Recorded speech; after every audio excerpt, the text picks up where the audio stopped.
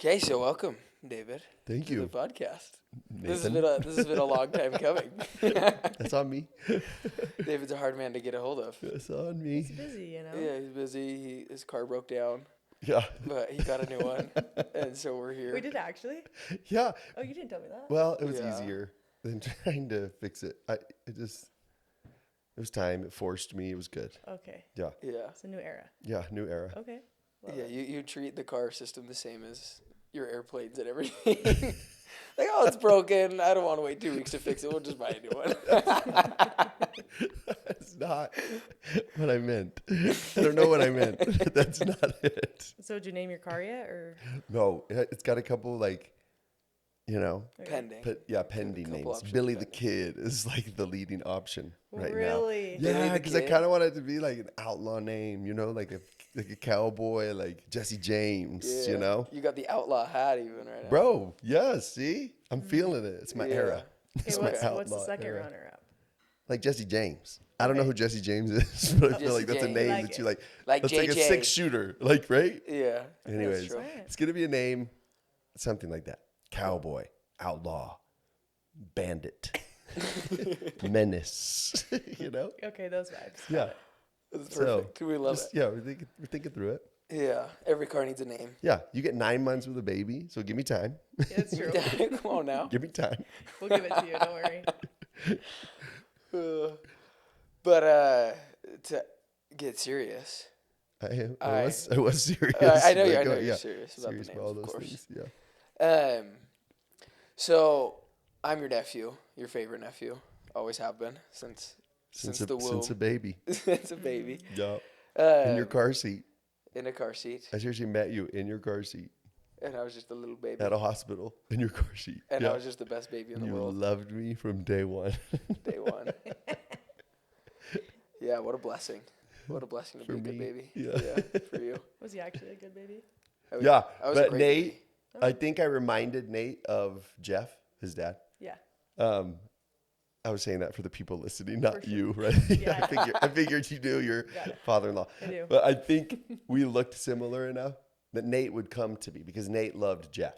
But he would also come to me and he wouldn't go to anybody else in the family.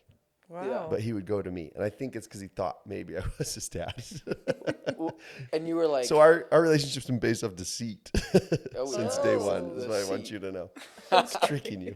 and you were probably like 22, but you looked like you were like 12, pushing 13 maybe. Yeah, 14 on a good Yeah. day. Yeah. Have you seen pictures of him You showed when he me got quite a married? few. Why? Why this? He was a deacon. Yeah.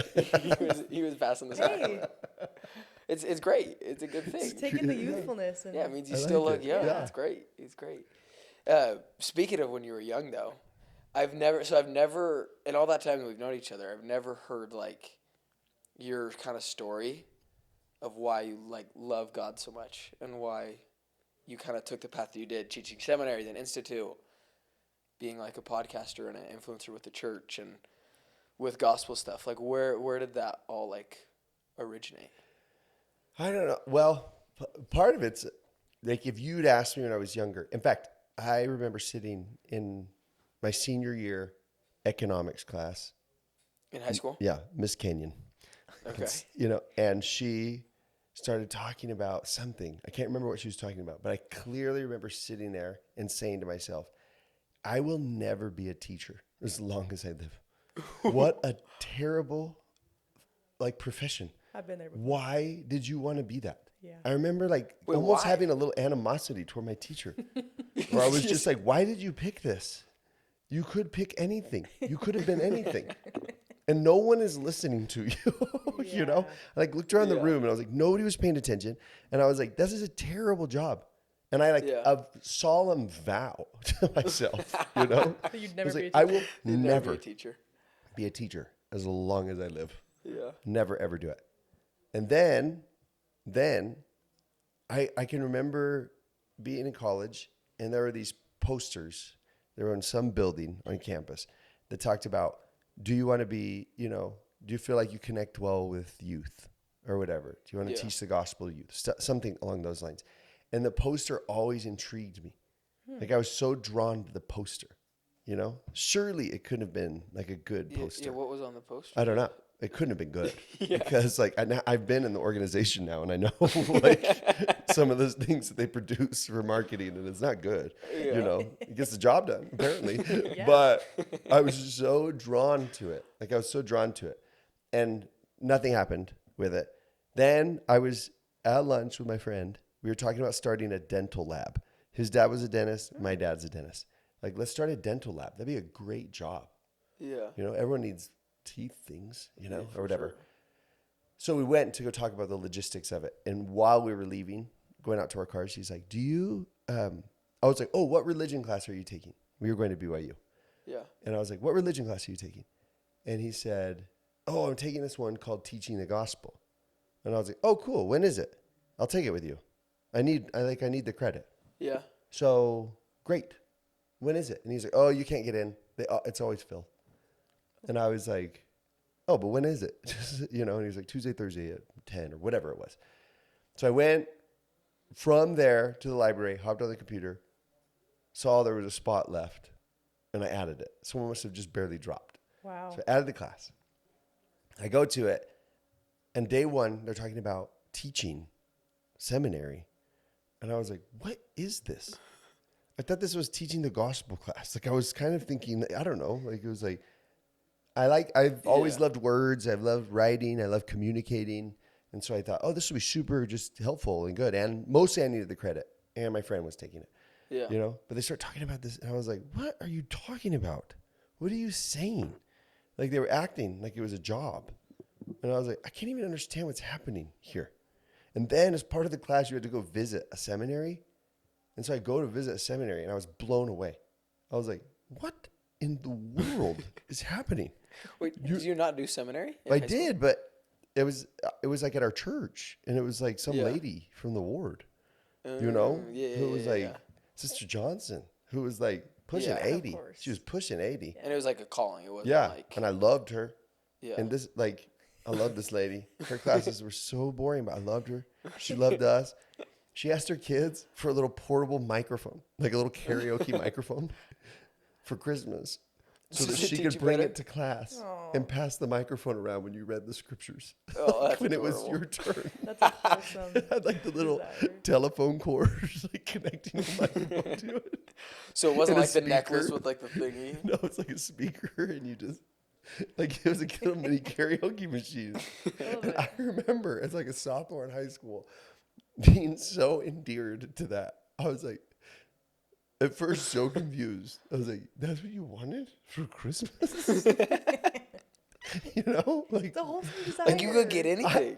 then really quickly it shifted into like, this is the sweetest thing. You know, Yeah. I'm a what, 15, 16-year-old boy. Yeah. And it like struck me. Like I was like, what? That's what you wanted?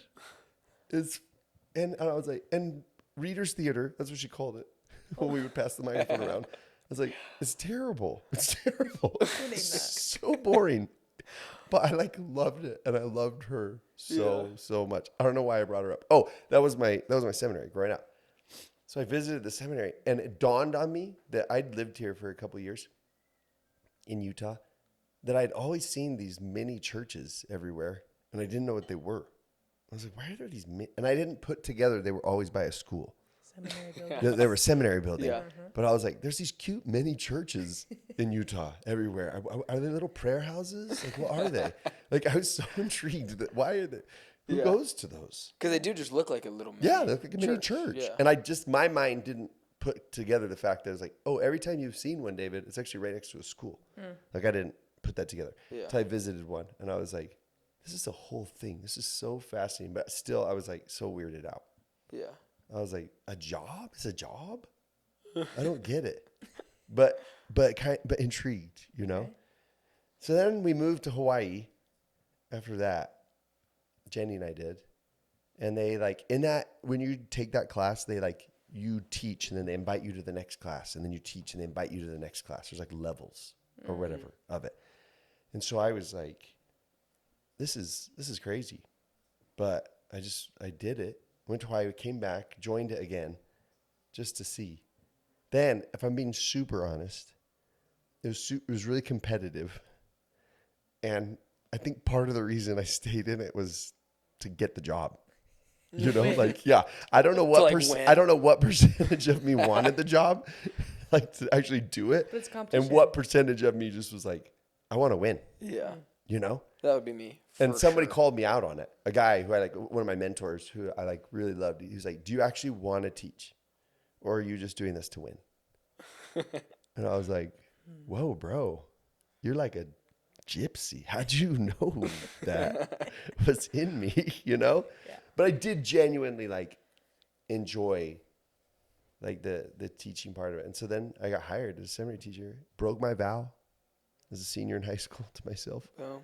that I would never be a teacher. And how old were you at this time? I don't know, Jack was like 1, so I must have been like, I was young, 22, 23, something. Wow. Wait, you were that young when Jack was born? Yeah. Yeah, I think I was Wow. 23 when Jack was born.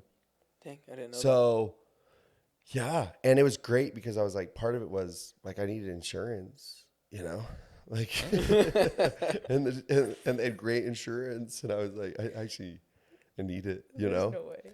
So, that. And that was in Hawaii. no, You were this was, teaching I seminary, moved or back. you had moved I back, moved back. okay. I moved back to Provo. So, yeah. And then, you know what I've realized pretty quickly that I was a square peg, you know, in a round hole in the system, like, you know, like it was like I didn't match the rigidity of, you know, the church education system. I mean, they call it the system, for heaven's sake. It's just like, can you imagine any more opposite of my personality than saying like David works for the system? Like I felt like I was answering to the man or something. Like I was like, I know, yeah, The man. that man. But anyways, so I didn't love the schedule of it. I didn't love the rigidity of it. I didn't love the training meetings and all. Like it felt like really stuffy to me. Yeah. But I loved being in the classroom, Yeah. and it was hard. That was a grind. That's a grind. Like if someone said to me, "Is like, will you go back and teach seminary today?" I was like, I don't think I can. Like Really? I don't think it's in my spirit to. No, it's tough. It's hard. It's like you have to like, because if you're a teacher, people don't want information. Like anyone can get information. They just look it up. Yeah. What they want is an emotional experience and connection. That's what makes a good teacher. I discovered. It's like that you wear your heart on your sleeve, and like you show what you're teaching alive and well in you, and you know, and it's like it's really super vulnerable, and that's what people want. They want an experience. They want a connection that's emotional, and that takes something out of you. That's a cost. And high school kids are not awesome at reciprocating that. About like reciprocating emotion back. Especially high school kids in seminary. Yeah. Like, And so like I cared about it and would spend time and emotional energy on it and then get no response back, generally speaking. And you can't measure the impact, like if it's having an impact or not. You know, it's blind. Yeah. And so that was hard. That's hard. But also, how do you teach kids that are like not really wanting to be there? Right. Because it's easy to teach when people are like super intent with like, I want to be here, I want to learn something. But the kids that don't, like we've talked about this, like it's really hard to be a teacher when kids are like just not even giving you the time of day. Yeah. And that I had to learn a lot of different things on how to deal with that emotionally, but it's a grind because you would like pour your heart and soul into like a lesson, right? And then you'd give it, and then it's like, I have to do a new one tomorrow. yeah. Like everyone's gonna come back tomorrow, and they're gonna be like, okay, now what? Yeah, that's exhausting. What do you have for and me you're now? like, oh my gosh. So it is. Prepping's a lot of work. It is a lot. It is a lot. Yeah. You know, and it doesn't. It gets somewhat easier, but not that much easier over time. Yeah. I think. One of the sayings, I guess you could say, that you've always said that I've like learned a lot from you was as like a teacher, you always like people always like good news better than good advice. Mm-hmm. And that for sure applies to teaching. Yeah. And just kind of like a motto in life and a way of looking at God and the gospel, I feel like. Yeah. Where did that come from? Like that motto of yours? I don't know. I think, I've always sort of been an optimistic person. Yeah. Like, I feel like I was given like the gift of hope, like just born with it. To like, to see, I'm drawn to the idea of good news. I'm drawn to the idea of encouraging, and I think everybody is, but I just was particularly, drawn to it. And so I think that was my lens. So that's what I saw. Like, I never ever saw the gospel as a set of rules or requirements. Yeah. Probably because my personality doesn't live in systems, Yeah. And so to me, I was like, it didn't even it flew over my head. Someone could have intentionally tried to tell me, no, the gospel is a set of rules and requirements and regulations. And I think it would have just washed off me, because I was just like, well, that's dumb or whatever. Yeah. Like, it didn't, I didn't catch hold of something like that. It didn't affect the way I thought or saw the world or anything for some reason. Yeah. I think it's so hard to figure out, where'd your personality come from and where did your worldview come from? Like, there's so many, right, different aspects So many and factors. Yeah. factors.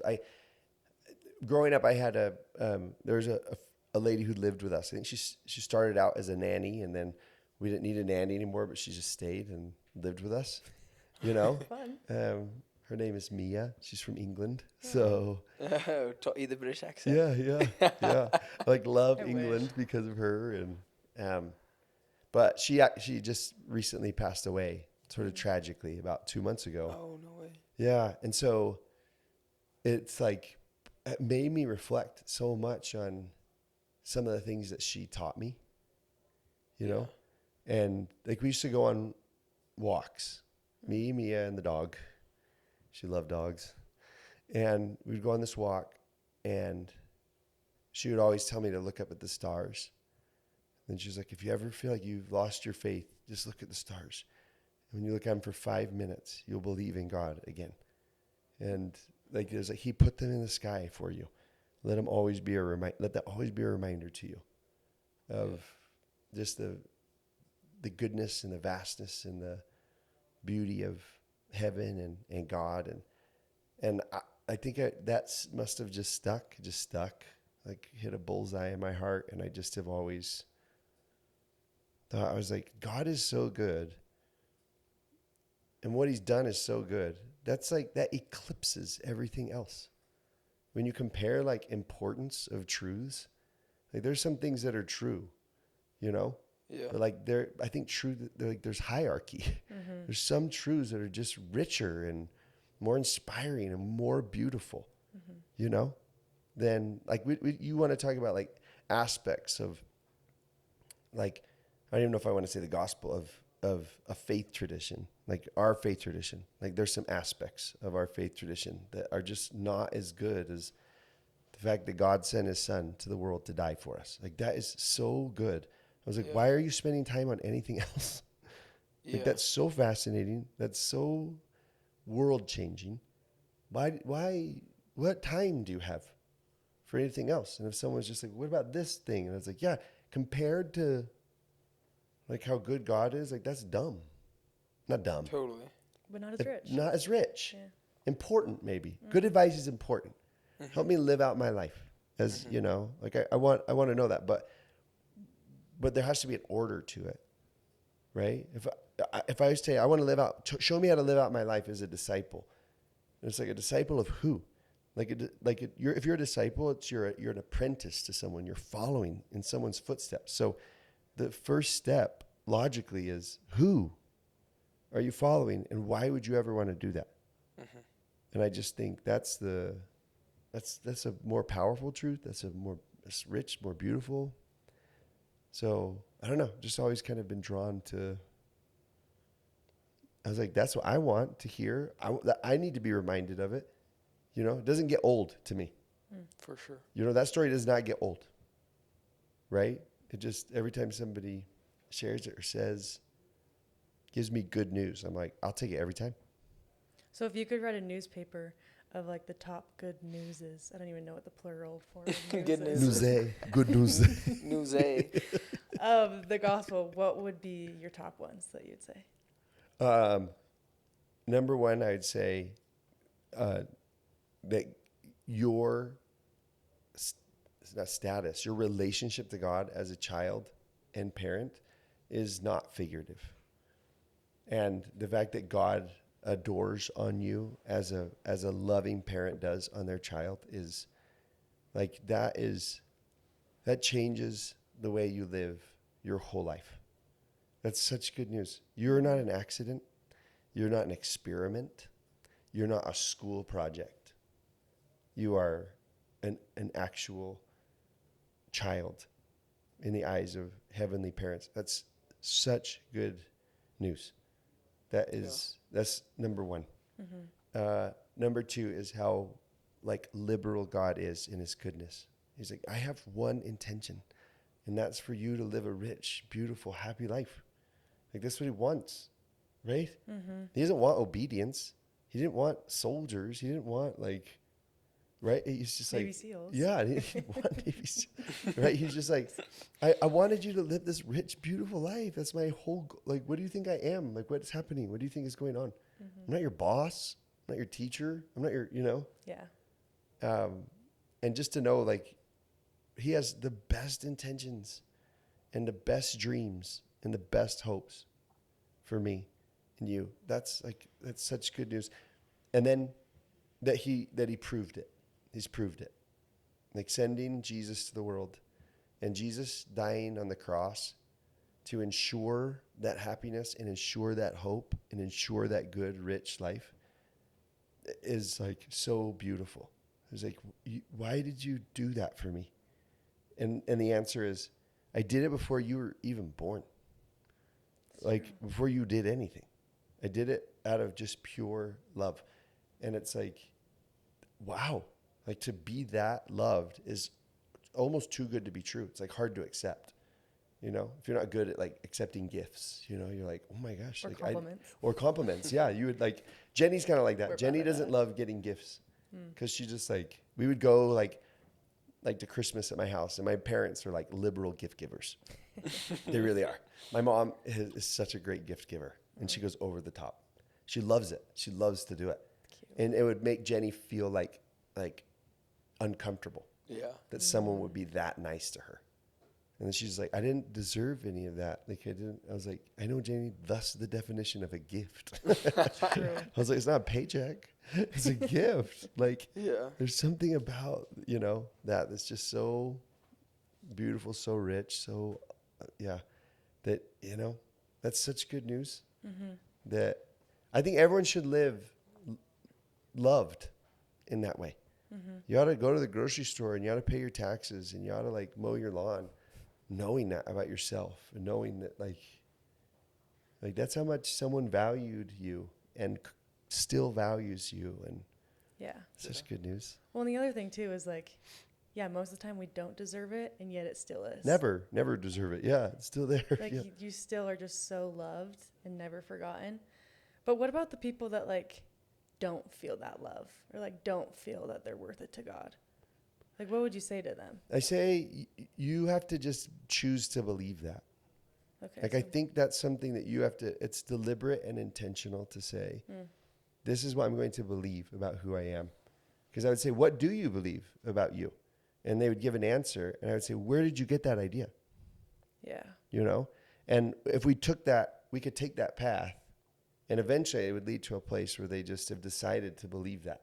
They've interpreted experiences, thoughts, and feelings that they've had in life, and they've interpreted it as whatever their conclusion is.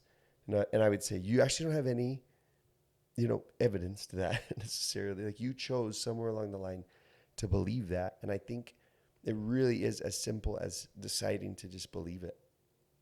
Like I'm going to believe that about who I am. What's the alternative? Like what? Yeah. Yeah. I feel like a lot of people grow up with relationships that are really like transactional too. Uh-huh. Where like whether that's like from their parents or like from like athletics or school or friends, that it's like I need to do X, Y, and Z to earn your love back or to like earn this back kind of a thing. And so I think for a lot of those people, it's hard to view God as like just this person who loves you unconditionally without you ever needing to deserve it. Yeah. Because so many people have just seen that as like evidence again and again in their life where like, I need to do this to get praise or to like feel Be accomplished accepted or be accepted yeah, or be yeah. loved or whatever it is. And so I feel like that's probably a really hard truth for a lot of people to like really internalize if their whole life it's been like, I need to do this to Yeah. earn this kind of love. And they see oh, go ahead. Well, I was just saying that, but that's why that truth is so crucial for people to understand. Yeah. That like you actually do have a Father in heaven that literally you need to do nothing to deserve his love. Right. Like you could actually mess up super, super bad, and that love is still so very strong, like you can't even comprehend it. But most people just like, it's really hard for us as humans to like comprehend that and be like, oh wait, really? I don't need to do this to get that love. I don't need to Yeah. be like perfect to get that love. Like that love is a constant, and you didn't need to do anything to deserve it. Yeah. And you know, like I think God would say if you were like just really royally messing up your life and other people's, he would say that. He was like, you're messing up your life and other people's. You know? Like I still love you, but like you're like, this could be different. You don't For have sure. this could be different. You know, and I think people maybe mix up and link, you know, like it's too bad in English that like worth and worthiness sound so similar to each other. That's just like an unfortunate like problem we have in our language. Is it like that? And I can't remember what it is in Korean, what the words are. Do you remember in Portuguese what those words are? I wonder if it's other languages too. So many languages are tied to each other, right? That they got this from that. I mean, if people are listening to this that speak Portuguese, and I'm totally wrong, but like maybe I'm totally wrong, but I think they're different. Yeah, Portuguese, I think they're pretty different. it's unfortunate. We have it like that's just unfortunate in English that like they are so similar to each other that they can be, you know, so confused. Worthy means like fit for a cause. That's what the word means. I'm fit for a certain like cause. So, like if you're gonna be like a knight or whatever, you have to be fit for that cause, right? Yeah, you have to like check off the certain boxes. Yeah. To be like, you know, you have to live in a certain way. If I want to be this, like, you know, I would have to live in a certain way. If I want to make an impact in the world, like I really think I have to live in a certain way. If I want to be a disciple of Christ, I need to live in a certain way. Right? Like just that comes with the territory. But that's different than how you're loved and valued in the eyes of God. Yeah. So people are right in saying like, I have to put in an effort. And I was like, yes, you do. If you want to be like a disciple, yes, you do. You actually would have to do that. And God's calling you to that because he actually thinks that's a richer way to live. But he's not waiting to love you until you do that. He hopes that you will, but those are just totally. Can God use you more as a disciple? I think so.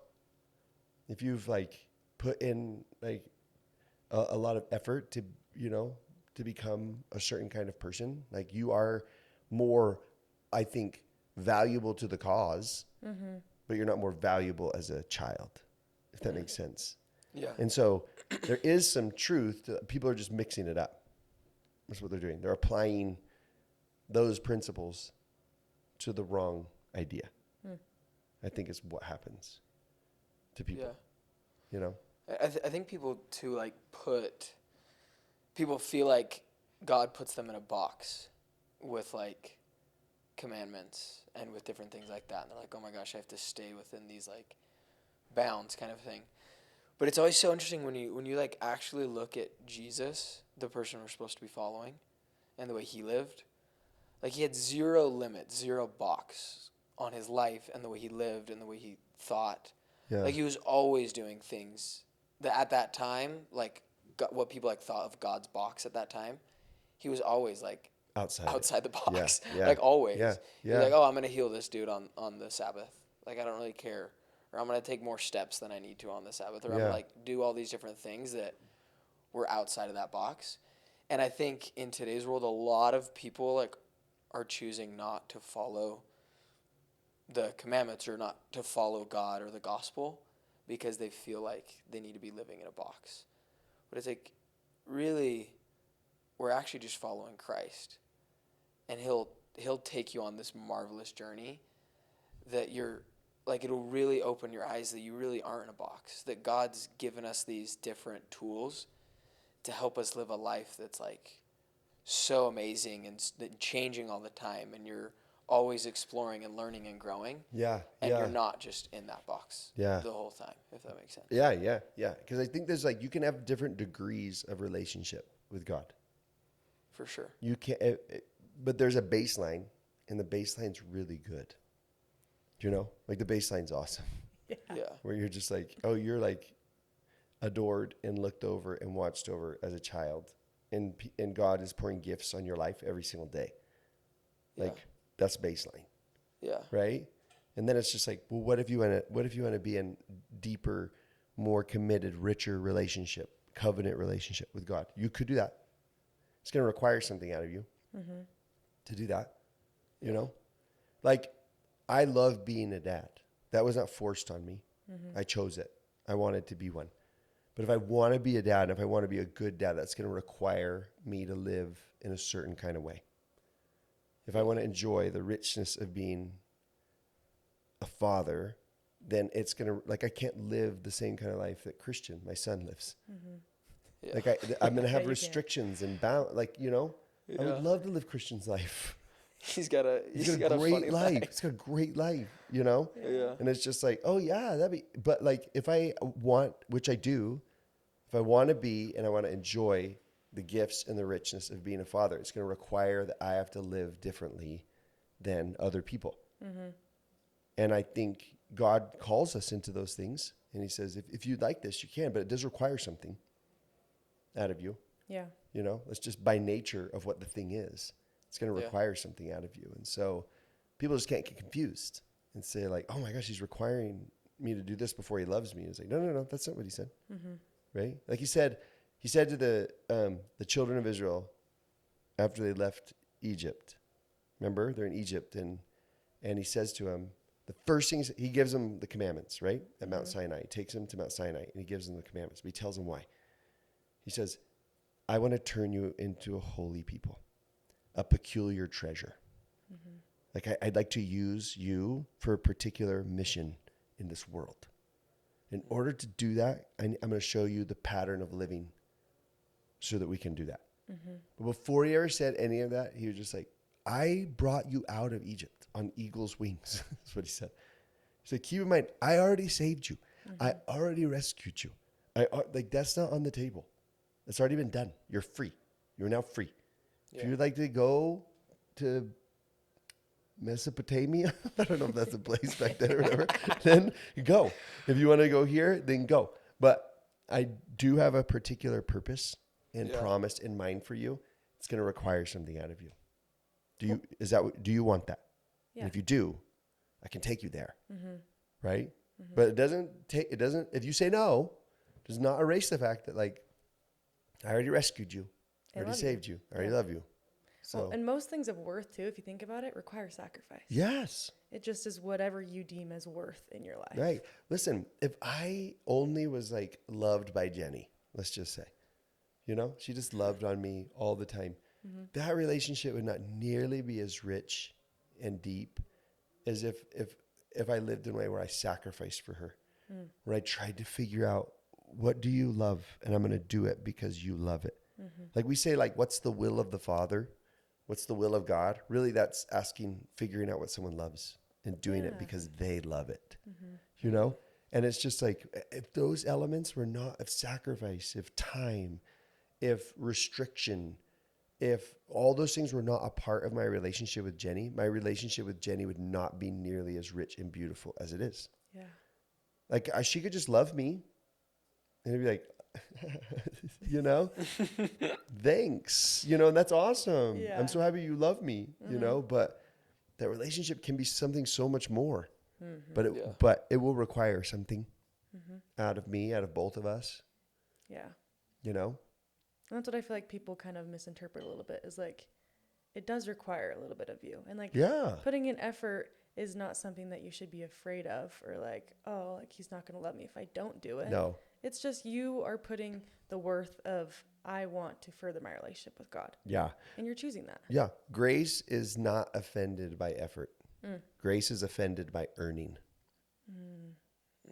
And so it's like, oh, you didn't earn it, but like effort is the natural response of grace.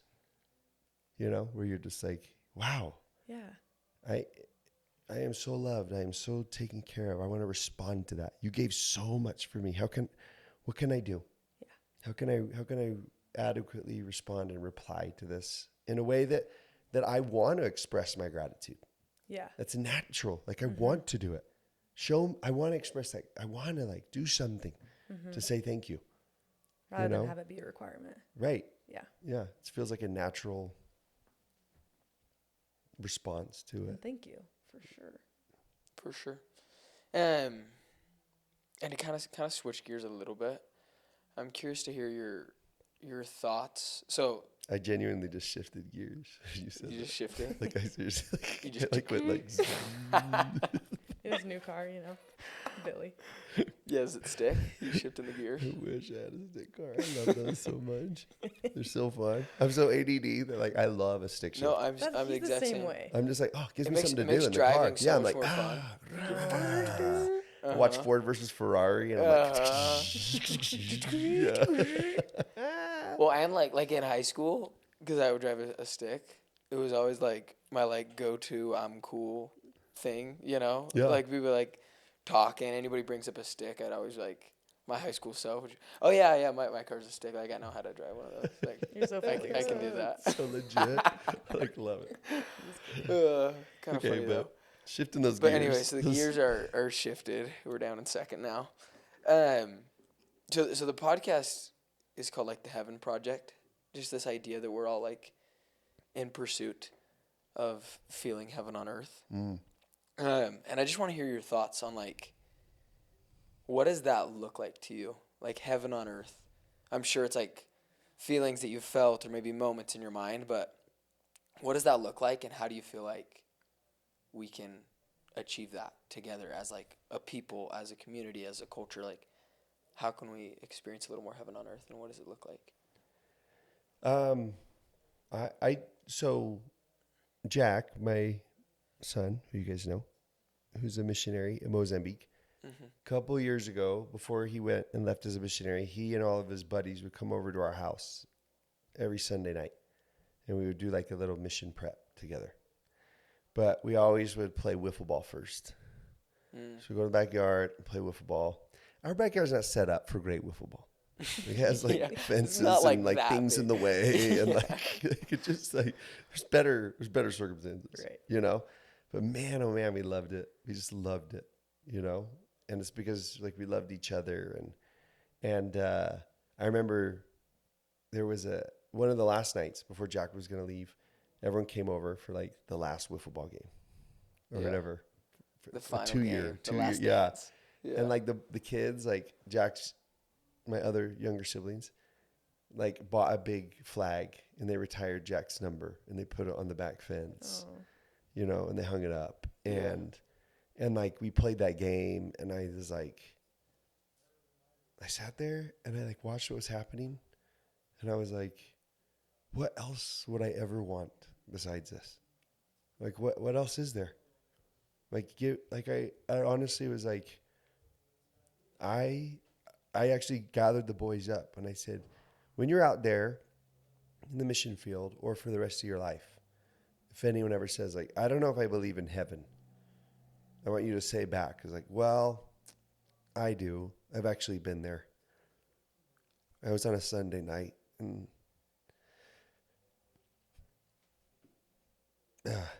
anyways, like, it's like, I don't know what else somebody wants besides people and relationships. Like when God speaks about eternal life, he's in scripture, he's usually not talking about it in future tense. He's usually, if you go back and look, he's talking about it in present tense. Let me show you a really rich way to live your life. And every time it involves people. It's people every time. Relationship is heaven. How awesome that we can have that relationship without sickness and death and taxes and interruptions and wars. And one day, wow.